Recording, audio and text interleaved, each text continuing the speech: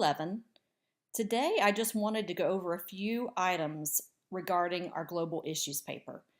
For those of you that don't know, if you will go into our course page and look on the left-hand side, you'll see the tab Global Issues Paper. I noticed a couple of you have already turned them in, so that's awesome. If you haven't, note that they are due next Monday, February 22nd. If you look, there are quite a few instructions about how to do this paper, and it also includes places that you might go to find some of the issues that are globally related. So really common examples are terrorism throughout the world, women's issues, children's health, domestic violence. I've had students write about the safety, food safety across the world. So there's any number of items that are relevant. And make sure that you pick something that's important to you that you have some energy about. So it's fun and it's information that you can learn on your own. This is a pretty short paper, so for some of you, you'll find that challenging because there's a lot to write in a short amount of time. But I have listed down here some of the different places that you might go to look for those issues. So there's a couple of things that people really struggle with when doing the global issues paper. And probably the biggest thing is following instructions. So you'll see that there's instructions here, but I've also put something called rubric on the left-hand side of our course homepage.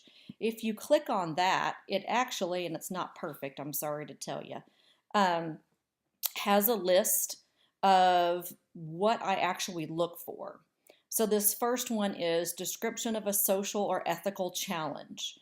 And so you might say, for example, domestic violence across the world. So you describe what it is, make sure that you highlight why it's a problem. And then the other thing students really tend to miss is you'll want to add 2 to 3 possible resolutions to this challenge. Now, this could be, for example, if it's domestic violence across the world, maybe UNICEF, for example, does some work with women on all countries. Or it could be HIV, for example, and you might look at some of the medical organizations and the World Health Organization also that might provide some examples of what this might be. And then you're also going to include 2 news sources. So you'd want one to be international. Actually, both could be international. So BBC might be one example, but it could be a newspaper or any kind of source, really anywhere.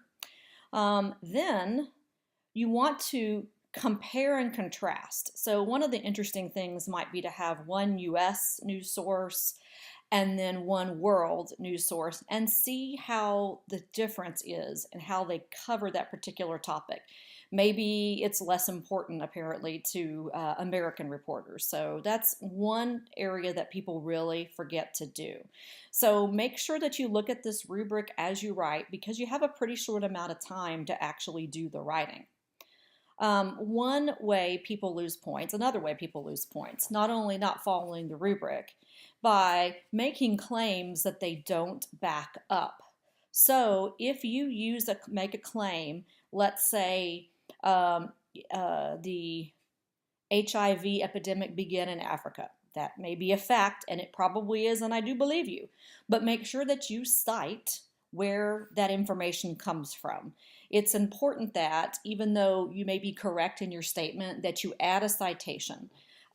If your citation isn't correct, that's okay. Make sure that it's included. That's the most important thing. Another mistake people make is they don't use the APA formatting. That's the American Psychological Association formatting. So there is in-text citations as well as references. I know a lot of you are more accustomed to English classes that use MLA and a works cited. In psychology, we use APA and a reference list.